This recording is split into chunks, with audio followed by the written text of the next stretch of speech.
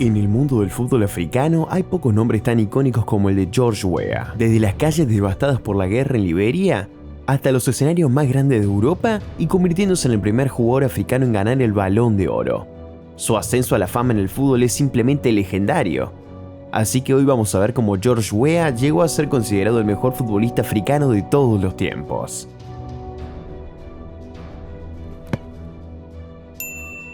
George Weah creció en un pequeño pueblo de Liberia durante una época de inestabilidad política y grandes dificultades económicas. Era solo otro niño creciendo en un país devastado por la guerra civil y la pobreza, enfrentando desafíos que muy pocos podrían imaginar. Weah dijo una vez: "Vi cosas que ningún niño debería ver jamás, pero sabía que el fútbol era mi salida, mi oportunidad de convertirme en alguien y ayudar a otros en el camino". A pesar de todas las dificultades que enfrentó durante su infancia, Weah jugaba al fútbol en las calles de su pueblo. No tenía acceso a entrenamientos formales ni a equipamiento profesional. Dependía únicamente de su talento natural y de su pasión por el juego para mejorar sus habilidades. Incluso practicaba en campos improvisados, utilizando cualquier material que pudiera encontrar para armar un arco. A los 15 años comenzó a jugar para Young Survivors, un equipo juvenil de su ciudad natal, Monrovia, Liberia. Su talento se hizo evidente muy rápidamente, liderando a su equipo hacia varias victorias importantes. Poco después fue reclutado por Mighty Barrol, uno de los clubes más exitosos en la historia del fútbol liberiano. A pesar de tener solo 15 años, Weah dejó su huella inmediatamente en el equipo, convirtiéndose en la gran fuerza detrás del éxito del club. Su velocidad, agilidad y talento natural eran innegables y rápidamente se convirtió en la estrella del equipo. Un par de años más tarde, en 1984, con 18 años, sus habilidades le dieron un lugar en la selección nacional de Liberia, donde rápidamente se convirtió en el jugador favorito de los aficionados de su país. Weah era conocido por su increíble velocidad y agilidad, además de su capacidad única para leer el juego y definir frente al arco. Era un goleador tan prolífico como cualquiera podría desear, pero también un maestro a la hora de crear oportunidades para sus compañeros. Con Mighty Barrol, George Weah ganó 2 veces la Liga de Liberia, además de conquistar 3 Copas de Liberia. En 1985 y 1986 fue elegido futbolista liberiano del año en 2 temporadas consecutivas, consolidándose ya con apenas 20 años como uno de los mayores talentos en la historia del fútbol liberiano. La temporada siguiente, Weah dejó Mighty Barrol para unirse a Invisible Eleven. En ese momento, Weah comenzó a hacerse notar poco a poco en el mundo del fútbol. Sin embargo, las grandes ligas de Europa todavía lo ignoraban, pero sus actuaciones llamaron la atención de ojeadores del Tonnerre Yaoundé, un club de Camerún que finalmente decidió ficharlo. Cuando George Weah dejó Liberia por primera vez, fue entonces cuando realmente empezó a hacer su nombre a nivel internacional. Dominó por completo la liga camerunesa, llevando a su club a 2 títulos de liga consecutivos. Y entonces, los clubes europeos que antes lo habían ignorado finalmente empezaron a moverse.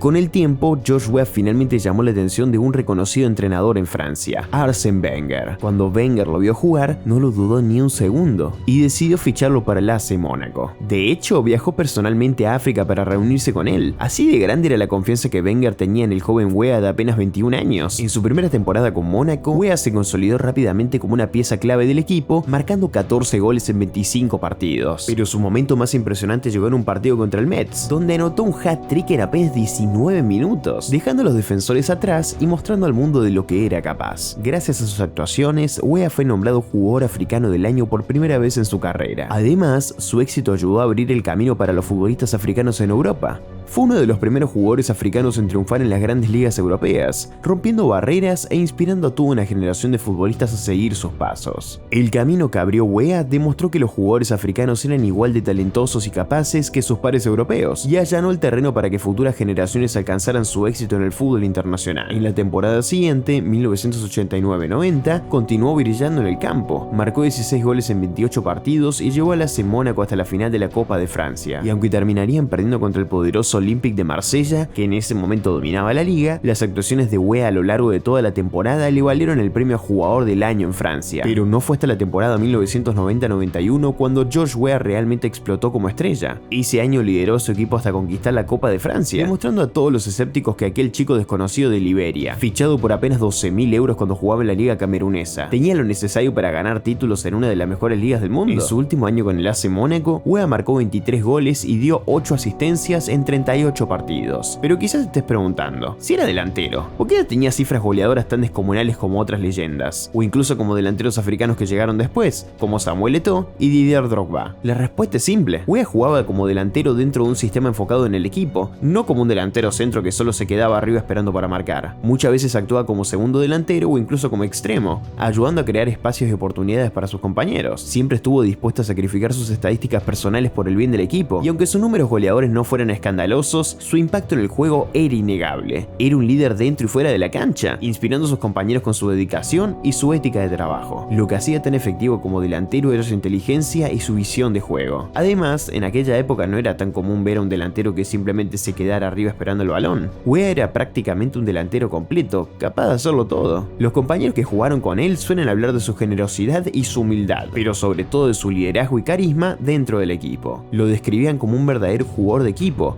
alguien que siempre ponía las necesidades del grupo por encima de las suyas. Tenía la capacidad especial para motivar a sus compañeros, tanto dentro como fuera del campo. Luego, Weah dejaría el AC Mónaco en lo que sería uno de los momentos más importantes de su carrera, para fichar por el Paris Saint-Germain. Y no tardó en dejar su marca tanto en el club como en el fútbol francés. En su primera temporada con el PSG, Weah marcó 16 goles en 25 partidos. El equipo terminaría subcampeón de la liga, sin poder conquistar el título. Weah fue clave para que el PSG ganara la Copa de Francia, marcando goles decisivos en las fases eliminatorias. Pero sería en la temporada siguiente, 1993-94, cuando finalmente levantaría el título de la liga francesa. Y este logro fue especial, porque en ese momento solo era el segundo campeonato de liga en la historia del PSG. El club todavía no era la potencia que conocemos hoy. Gracias a sus actuaciones esa temporada, Weah fue nombrado futbolista africano del año por segunda vez en su carrera. El éxito de Weah en el PSG continuó en su última temporada con el club, 1994-95. Ese año terminó como máximo goleador del equipo en todas las competiciones, y además conquistó otra Copa de Francia y la Copa de la Liga Francesa. Además, Weah también terminó como máximo goleador de la Champions League,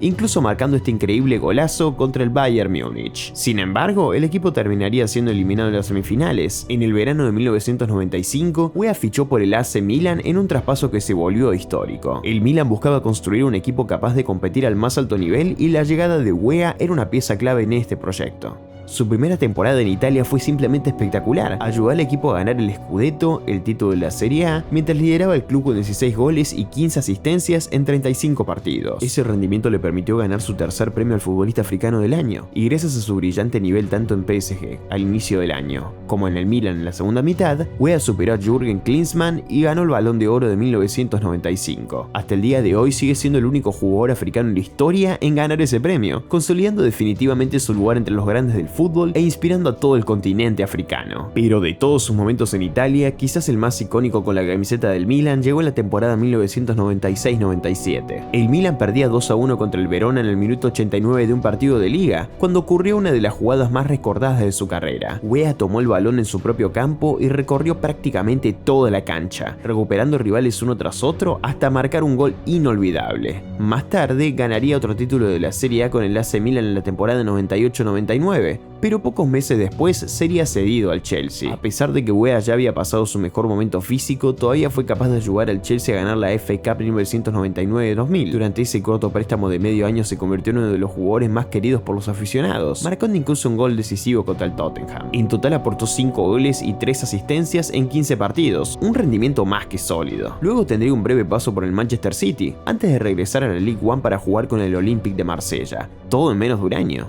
Finalmente terminaría su carrera en la Liga Profesional de los Emiratos Árabes Unidos, donde se retiró del fútbol. Después de analizar su carrera, algunos podrían argumentar que hubo otros futbolistas africanos con mejores números que Weah. Sin embargo, fue George Weah quien abrió el camino para que los jugadores africanos pudieran triunfar en los clubes y ligas más importantes del mundo. Weah se convirtió en una fuente de inspiración y esperanza para millones de personas en África, tanto dentro como fuera del campo. Como futbolista, demostró al mundo de lo que jugadores africanos eran capaces. Ganó el Balón de Oro, 3 premios al futbolista africano del año y llevó a Liberia a su primera Copa Africana de Naciones en 1996.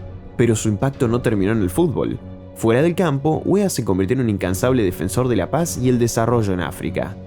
En 1998 fundó una organización dedicada a promover educación, salud y la lucha contra la pobreza en Liberia. También participó de distintivas iniciativas de paz en todo el continente, utilizando su fama como leyenda del fútbol para llamar la atención sobre los conflictos e inestabilidad. En 2018, George Weah fue elegido presidente de Liberia, convirtiéndose en el primer futbolista africano en llegar a ser el jefe de Estado.